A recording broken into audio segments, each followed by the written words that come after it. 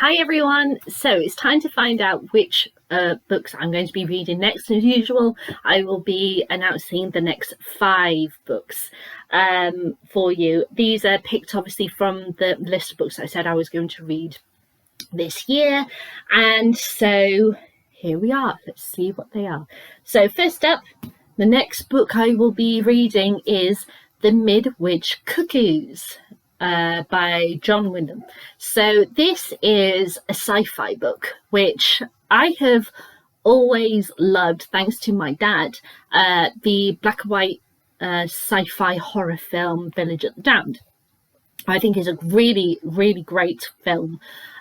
Very, very effective due to what was going on at the time that it was created. It had a very political stance, let's put it that way, the way that it was it was done, and I just loved the concept. And so my dad was like, oh, you should read the book.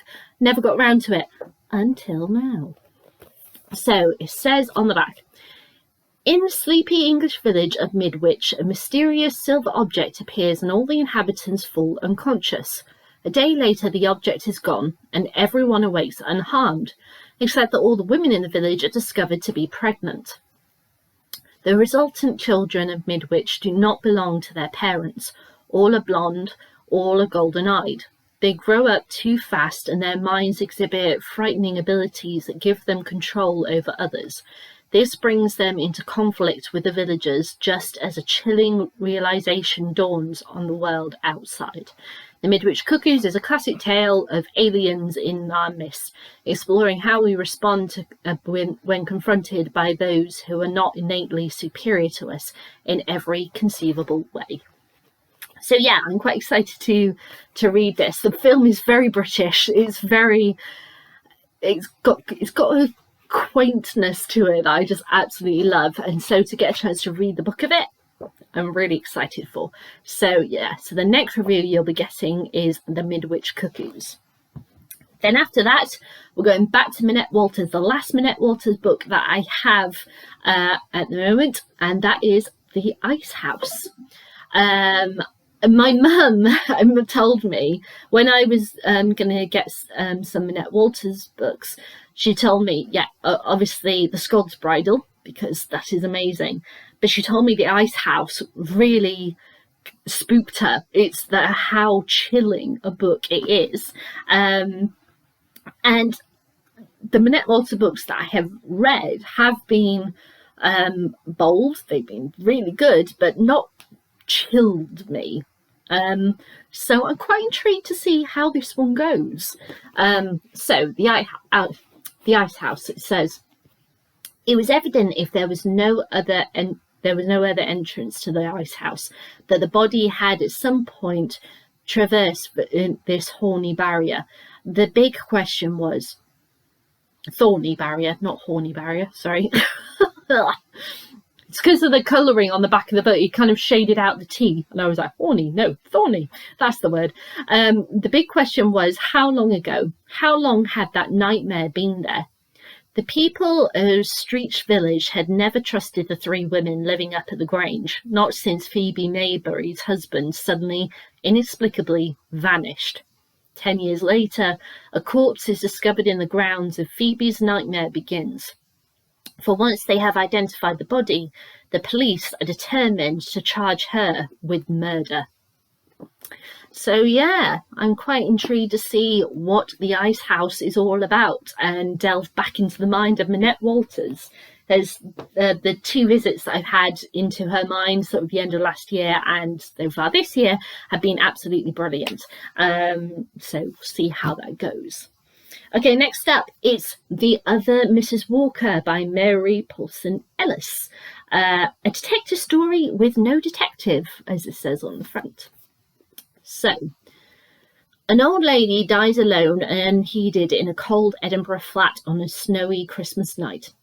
A faded emerald dress hangs in her wardrobe. A split glass of whiskey pools on the floor.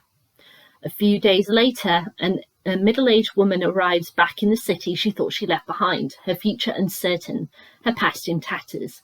She soon finds herself a job at the Office for Lost People, tracking down the families of those who have died neglected and alone. But what Margaret Penny cannot yet know is just how entangled her own life will become in the death of a lonely stranger. I find that really interesting. I'm quite intrigued by this. I don't think my sister has read this one. I can't remember because I remember she had it because she read me the blurb on the back, and that made me go, oh, I might want to look into that, and so I got it. So I can't remember if she has read it or not, but I'm very intrigued by this one, see how it goes, and if she has read it, I will get her thoughts on it. Okay, then 4 and 5 are just standard ghost stories. I felt like I needed to read ghost stories. So the first one is The Coffin Path by Catherine Clements. I got this one and the next book actually from Amazon in my Boxing Day book haul, because it was kind of like I wanted to just give a go of authors who I'd never heard of before, and something that was a bit ghost, creepy and stuff like that. And I stumbled across these 2 books on Amazon, and I thought, oh, why not give it a go, try something new. So the first one is The Coffin Path, and it said, maybe you've heard tales of Scarcross Hall, the house on the old Coffin Path that winds from the village to the moor top. They say there's something up there, something evil. Mercy Booth isn't afraid. The moors and Scarcross are her home and lifeblood, but beneath her, certainly, small things are beginning to trouble her. 3 ancient coins missing from her father's study, the shadowy figure out by the gatepost, an unshakable sense that someone is watching. Then a stranger appears seeking work. Mercy reluctantly takes him in. As their stories entwine, this man will change everything. She just can't see it yet. So I'm quite intrigued to read something that's a bit spookier.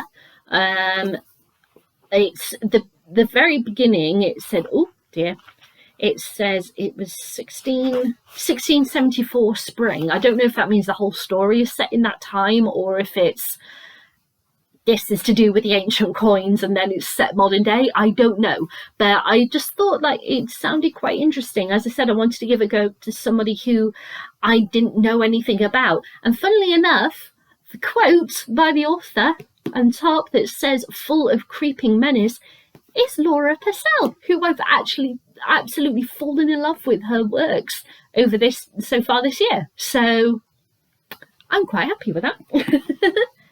Okay, and finally we have A Shadow on the Lens by Sam Hercombe. So this is set in 1904, and it says, Thomas Bexley, one of the first forensic photographers, is called to the sleepy Welsh village of Dinas Powys. I'm not sure I'm pronouncing that right. Probably I am butchering it, because I'm very, very bad when it comes to Welsh language and Welsh village names. So if I butchered it, I apologise. Please let me know how to pronounce it. So a young girl named Betson Tilney has been found murdered in the woodland.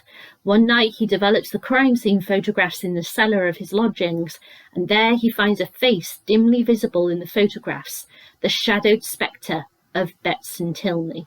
In the days that followed, Thomas senses a growing presence watching him as he tries to uncover what the villagers of Dinas Powys, again, apologise if I butchered that, are so intent on keeping secret.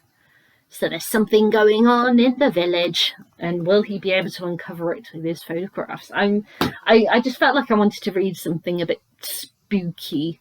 I blame Laura Purcell for that. I need her writings again. So there we go. So those are the next 5 books I'll be reading. So in the order, they are The Midwich Cookies, The Ice House, The Other Mrs. Walker, The Coffin Path, and A Shadow on the Lens. So I will be back with my thoughts on The Midwich Cookies as soon as I'm done reading that.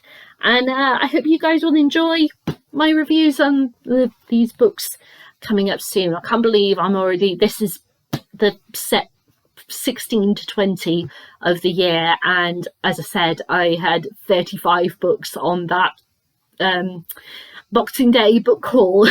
So I can't, you know, I'm doing very, very well with my reading so far this year. So I think I might have to buy some more books to fill up the year then. Or perhaps because I have had people say to me that I really need to read more Stephen King. My dad loves Stephen King. He has every single one of Stephen King's books. I might need to borrow a book or two. Perhaps I should do that. We'll see what happens. We'll see what happens and how long it takes me to get through the rest of the books that I have for this year, and take it from there. All right then, guys. Bye.